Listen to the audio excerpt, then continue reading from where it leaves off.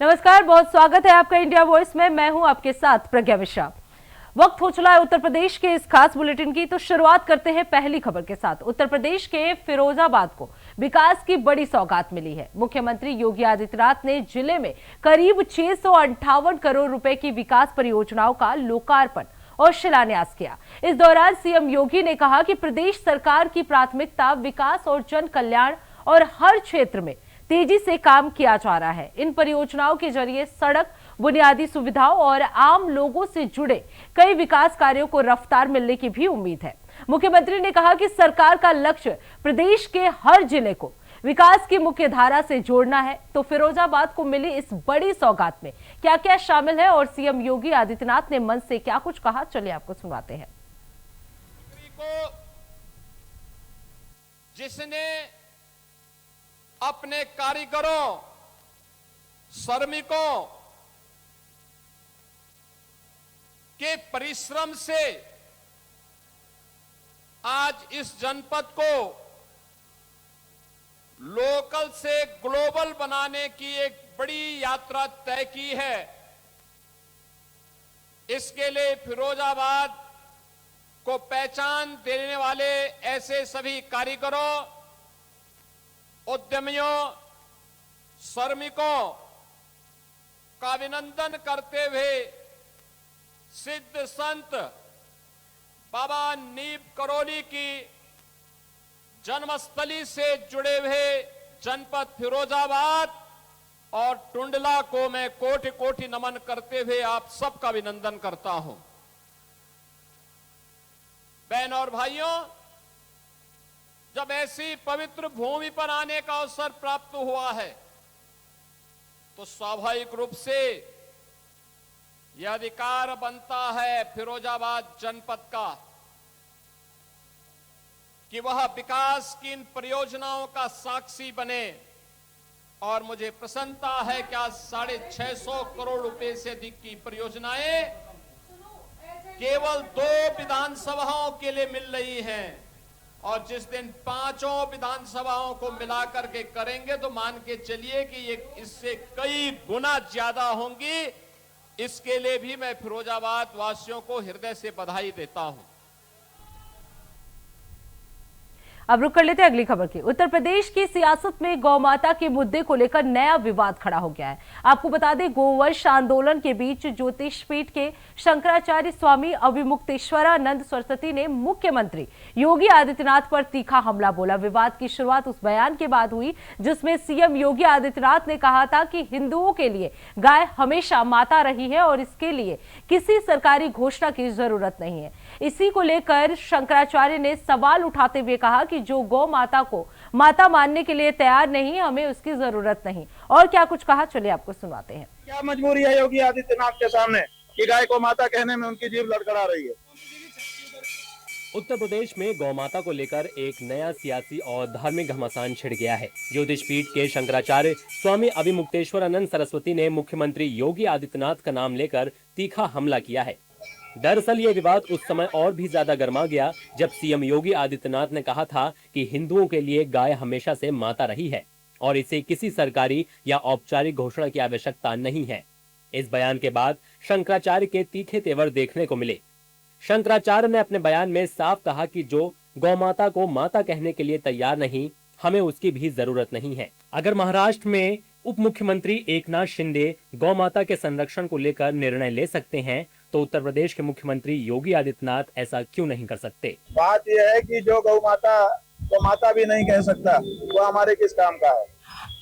हम तो कह रहे हैं कि गौ माता को माता कह करके बुलाइए। पशु नहीं कहा जाता है भारत में गौ माता को, तो वो माता कहने को तैयार नहीं है। कह रहे हैं घोषणा की जरूरत ही नहीं है। तो जब तुम ये मानते हो कि माता को घोषणा करने की जरूरत नहीं है तो हमें तुम्हारी भी जरूरत नहीं है। बात यह है कि योगी आदित्यनाथ क्या करें क्या ना करें, हमको तो बड़ा आश्चर्य है कि एक व्यक्ति जो अपने आप को हिंदू कहता है, एक व्यक्ति जो अपने आप को योगी सती कहता है, एक व्यक्ति जो गोरक्ष पीठ का अपने आप को महंत बताता है, जब गौ माता को माता के रूप में घोषित करने की बात आती है, एकनाथ शिंदे जो काम कर सकता है वो आदित्यनाथ योगी क्यों नहीं कर सकता, बताओ। ऐसी क्या मजबूरी है योगी आदित्यनाथ के सामने कि गाय को माता कहने में उनकी जीभ लड़खड़ा रही है। बता दें कि यूपी के शामली जिले के कैराना में हाल ही में शादी की दावत में गौमांस परोसे जाने को लेकर एक विवाद खड़ा हुआ था। पुलिस ने छापेमारी कर दूल्हे, उसके मामा और मैरिज होम संचालक समेत कई लोगों को गिरफ्तार किया है। इस मामले पर भी शंकराचार्य अविमुक्तेश्वरानंद ने सीएम योगी को घेरा। उन्होंने कहा कि शामली यूपी में आता है और यूपी किसके राज में है। बात यह है कि शामली का जो कैराना है वो किसके प्रदेश में आता है? वो तो आदित्यनाथ के प्रदेश में आता है ना। तो आदित्यनाथ के प्रदेश में आदित्यनाथ के बुलडोजर लेकर के 9 साल राज करने के बाद भी गौ हत्या क्यों हो जा रही है? इसका जवाब दो।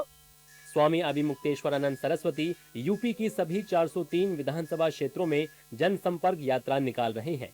उनका कहना है कि इस यात्रा का उद्देश्य जनता को गौमाता संरक्षण के लिए जागरूक करना है और गौ माता को राष्ट्र माता घोषित करने के समर्थन में जनमत तैयार करना है। यात्रा पर निकले हुए हैं। गौ माता के प्राण और उनकी प्रसन्नता की रक्षा हमारी इस यात्रा का उद्देश्य है। जब हमारे देश के नेताओं ने हमारा वोट लेकर के 78 साल में भी गौ माता की रक्षा का कानून नहीं बनाया, तो हमको नेताओं से और पार्टियों से निराशा हो गई और इसीलिए अब हम इस यात्रा के माध्यम से उत्तर प्रदेश के सभी मतदाताओं से संपर्क करने के लिए निकले हैं। सभी 403 विधानसभा क्षेत्रों में जाकर वहां के मतदाताओं से संपर्क कर उनको गौ माता के महत्व और उनके मतदान के दुरुपयोग के बारे में सचेत कर रहे हैं और जनता मतदाता एक पक्ष एक तरफ से गौ माता की रक्षा के लिए मतदान करने का संकल्प कर रहे हैं। बहुत बड़ा वातावरण खड़ा हो रहा है। स्वामी अविमुक्तेश्वरानंद सरस्वती गौ माता को राष्ट्र माता घोषित करने के लिए जन जागरण यात्रा निकाल रही हैं। शंकराचार्य गवश्ची गौ रक्षार्थ धर्म युद्ध यात्रा के तहत उत्तर प्रदेश के विभिन्न जिलों का दौरा कर रहे हैं। उनका स्पष्ट रूप से मानना है कि जब तक देश में गाय को राष्ट्र माता का दर्जा नहीं मिल जाता और गौ हत्या पूरी तरह से बंद नहीं हो जाती, तब तक संतों का ये संघर्ष जारी रहेगा। एक तरफ शंकराचार्य का ये गुस्सा है तो दूसरी तरफ योगी सरकार का वो ट्रैक रिकॉर्ड जिसे आधार बनाकर बीजेपी और उनके समर्थक इस बयान को पचा नहीं पा रहे हैं। सीएम योगी की पहचान हमेशा से एक प्रखर गौ सेवक की रही है, जो हर त्योहार पर गोरखपुर में खुद गायों की सेवा करते हैं। शंकराचार्य का साफ कहना है कि जब तक गाय को राष्ट्र माता का दर्जा नहीं मिलता और देश में पूरी तरह से गौवध बंद नहीं हो जाती, तब तक कोई भी सरकार खुद को सच्चा गौभक्त नहीं कह सकती। शंकराचार्य के इस तीखे रुख के बाद अब देखना यह होगा कि क्या योगी सरकार और बीजेपी इस पर कोई आधिकारिक सफाई देती है या फिर गौमाता के नाम पर शुरू हुआ ये संतों बनाम सरकार का विवाद और आगे बढ़ेगा। बुंदेलखंड में बढ़ती गर्मी ने लोगों की मुश्किलें बढ़ा दी है। बांदा में तेज धूप और लू के थपेड़ों से जनजीवन प्रभावित हो रहा है। तापमान बढ़ने के साथ ही पानी की किल्लत, स्वास्थ्य समस्याएं और खेती पर भी इसका असर दिखाई दे रहा है। इसी बढ़ती गर्मी के पीछे के कारणों को समझने के लिए अब वैज्ञानिकों की टीम बांदा पहुंची है।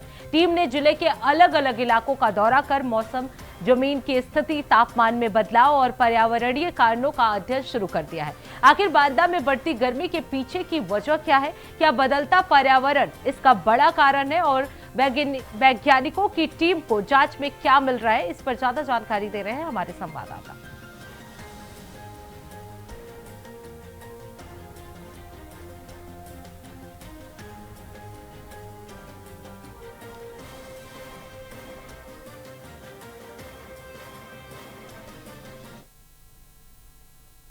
अब रुक कर लेते हैं अगली खबर की। गोरखपुर से दिल दहलाने वाली वारदात सामने आई है, जहां एक ही परिवार के 3 लोगों की हत्या से इलाके में सनसनी फैल गई। आपको बता दें, बांसगांव थाना क्षेत्र में आरोप है कि महज 16 साल के छोटे भाई ने अपने बड़े भाई, भाभी और मासूम भतीजे की धारदार हथियार से हत्या कर दी। मृतकों में अमित गुप्ता, उनकी पत्नी रंजना गुप्ता और 3 साल के मासूम बेटे रेयान गुप्ता भी शामिल है। बताया जा रहा है कि वारदात देर रात उस वक्त हुई जब तीनों एक ही कमरे में सो रहे थे। पुलिस की शुरुआती जांच में मामला पारिवारिक विवाद से जुड़ा बताया जा रहा है। वही घटना की जानकारी मिलते ही पुलिस के आला अधिकारी मौके पर पहुंचे और जांच शुरू कर दी है। हालांकि इस मामले में आरोपी को हिरासत में लेकर पूछताछ भी की जा रही है, जबकि पुलिस ने वारदात में इस्तेमाल हथियार भी बरामद करने के दावा किए हैं। 22 जून 2026 को रात लगभग 3 बजे के आसपास जरिए 112 यह सूचना प्राप्त हुई कि कस्बा बांसगांव के अंतर्गत एक व्यक्ति के द्वारा परिवारीजनों की हत्या कर दी गई है। इस सूचना पर तत्काल थाना पुलिस तथा अन्य उच्चाधिकारीगणों के द्वारा मौके का मुआयना किया गया और फॉरेंसिक टीम को भी वहां पर मौके पर बुलाया गया। समस्त मौके मुआयने के पश्चात यह पाया गया कि वहाँ पर एक बंद कमरे के अंतर्गत जो एक अमित गुप्ता है और एक रंजना गुप्ता है और उनके बच्चे रियांश गुप्ता जिसकी उम्र 3 साल है, इनकी डेड बॉडी मौके पर है और इन तीनों ही डेड बॉडीज़ को कब्जा पुलिस में लेते हुए शव को पोस्टमार्टम के लिए भेज दिया गया है। वर्तमान में अभी आरंभिक जांच के दौरान यह पाया जा रहा है कि यह घटना मृतक के छोटे भाई के द्वारा कारित की गई है और इस संबंध में आरंभिक जांच के दौरान जो पूछताछ है उसके द्वारा आला कत्ल भी बरामद कर लिया गया है। मृतक के पिता के द्वारा दी गई तहरीर पर संबंधित अभियोग थाना बांसगांव अंतर्गत सुसंगत धारा के अंतर्गत पंजीकृत किया जा रहा है और मौके पर पूर्णतः इस समय शांति है और अब सुसंगत साक्ष्यों के सापेक्ष विवेचना जारी है। गोरखपुर के बांसगांव थाना क्षेत्र में हुए तिहरे हत्याकांड के बाद पुलिस ने बकायदे इसका खुलासा कर दिया है।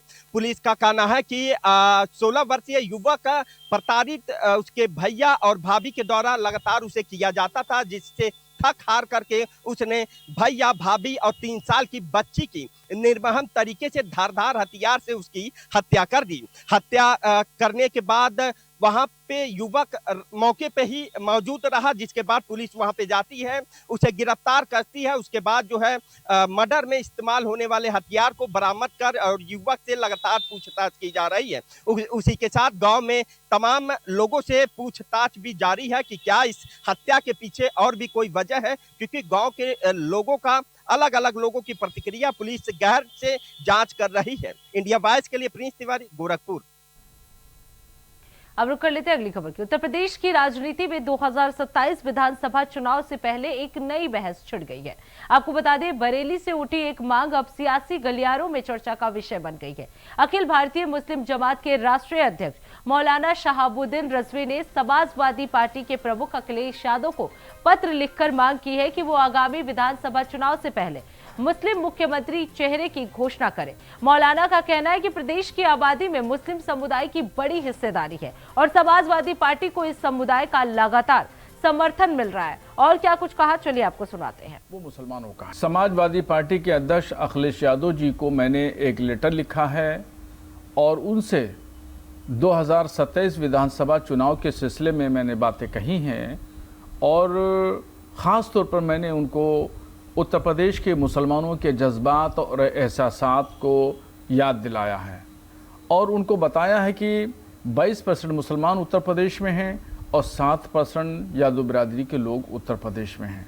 तो सबसे बड़ा जो हिस्सेदारी है और पार्टनरशिप है या बहुमत है वो मुसलमानों का है।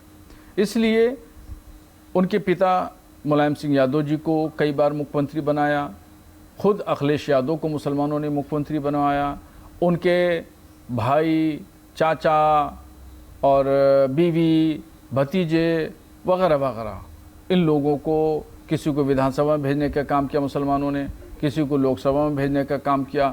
इस तरीके से पूरे अखिलेश यादव के परिवार को मुसलमानों ने नवाजा।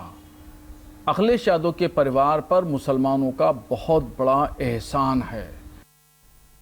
अब रुक कर लेते हैं अगली खबर की। हरदोई के शाहजहांपुर रोड स्थित नेशनल हाईवे पर निर्माणाधीन ओवरब्रिज का एक हिस्सा अचानक गिर जाने से कई मजदूर घायल हो गए हैं। आपको बता दें, हादसा उस समय हुआ जब निर्माण कार्य के दौरान एक भारी बीम भरभरा कर नीचे आ गिरी और वहां काम कर रहे मजदूर उसके चपेट में आ गए। वही घटना के बाद मौके पर अफरा तफरी मच गई। सूचना मिलते ही जिला प्रशासन और पुलिस के वरिष्ठ अधिकारी मौके पर पहुंचे और राहत और बचाव कार्य शुरू कराया गया। घायलों को एम्बुलेंस से मेडिकल कॉलेज भेजा गया है, जहां उनका उपचार जारी है। प्रशासन ने मामले की जांच शुरू कर दी है।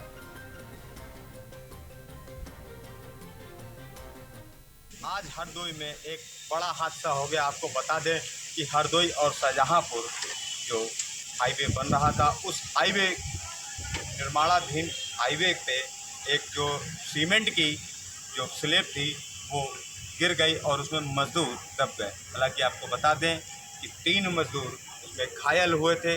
3 में से एक मजदूर की हालत सीरियस हुई, उसे लखनऊ ट्रामा सेंटर रेफर कर दिया गया है। एक मजदूर की हालत बिल्कुल स्वस्थ है, ठीक है, वो अपने घर चला गया है। दूसरा मजदूर यहाँ हरदोई के मेडिकल कॉलेज में भर्ती है, उसका उपचार चल रहा है।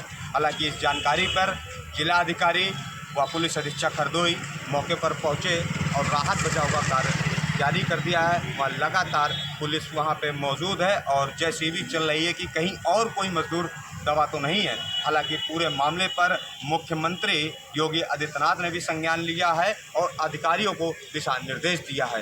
हालांकि अभी तक कोई और दबने की सूचना नहीं आई है, लेकिन आपको बता दें जो व्यक्ति लखनऊ में एडमिट है उसकी हालत गंभीर है। उसका नाम राहुल बताया जा रहा है।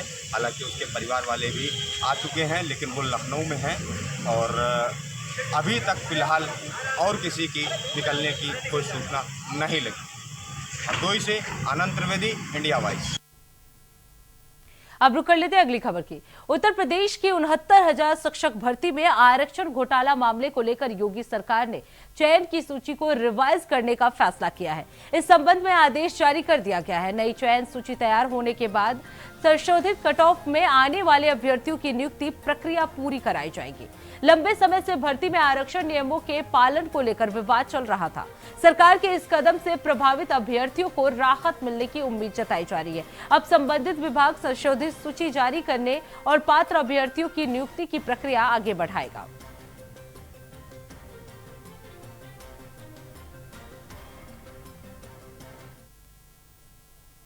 अब रुक कर लेते अगली खबर की। प्रतिबंधित कोडेन युक्त कप सिरप तस्करी कांड में फरार मास्टरमाइंड शुभम जायसवाल और उसके सहयोगियों पर कानून का शिकंजा लगातार कसता जा रहा है। आपको बता दें, न्यायालय ने शुभम जायसवाल, वरुण सिंह और गौरव जायसवाल की संपत्तियां जो है वो कुर्क करने के आदेश जारी कर दिए हैं। इसके बाद एसटीएफ ने 35 करोड़ रुपए से अधिक की चल और अचल संपत्तियों को जब्त करने की प्रक्रिया भी तेज कर दी है। देखिए हमारे संवाददाता अजहर खान की ये रिपोर्ट। सिरप तस्करी मामले में शनिवार को कोर्ट ने शुभम जायसवाल की संपत्ति कुर्क करने के निर्देश दिए हैं। जो मुख्य आरोपी है इस मामले का शुभम जायसवाल, जो कि वाराणसी का रहने वाला है, और इसके अलावा गौरव जायसवाल और वरुण सिंह, इन तीनों की संपत्ति को कुर्क किया जाएगा। लगभग 35 करोड़ की संपत्ति जो है वो एसटीएफ के द्वारा कुर्क की जाएगी। एसटीएफ अब इस पूरे मामले में इन तमाम संपत्तियों की लिस्ट बनाने में जुट गई है। ये जो संपत्ति है, इन चल अचल संपत्तियों में मकान, दुकान, फ्लैट, कार, ये तमाम चीजें शामिल हैं। लगभग 35 करोड़ की ये चल अचल संपत्ति बताई जा रही है। कफ सिरप तस्करी मामले को लेकर 2024 में एसटीएफ के द्वारा एफआईआर दर्ज कराई गई थी, जिसमें 16 लोगों की गिरफ्तारी हुई थी। अब शुभम जायसवाल समेत 3 मुख्य आरोपियों के साथ लगभग 13 ऐसे आरोपी हैं जो अभी भी पुलिस की गिरफ्त से दूर हैं। बीते दिनों कोर्ट ने कुर्की का नोटिस दिया था और एनबीडब्ल्यू वारंट शुभम जायसवाल के खिलाफ जारी किया था, जिसको लेकर शुभम जायसवाल को कोर्ट में पेश होना था, लेकिन शुभम जायसवाल कोर्ट में नहीं पेश हुआ। अब इसको लेकर, कोर्ट की अवहेलना को लेकर एसटीएफ ने सुशांत गौल सिटी थाने में बीएनएस 209 के तहत एफआईआर दर्ज कराई है। फिलहाल बीते दिनों कोर्ट ने ये बड़ा आदेश दिया है और अब शुभम जायसवाल समेत तमाम मुख्य आरोपियों की जो संपत्ति है वो कुर्क की जाएगी। कैमरा पर्सन हरीश के साथ अजहर खान, इंडिया वॉइस, लखनऊ।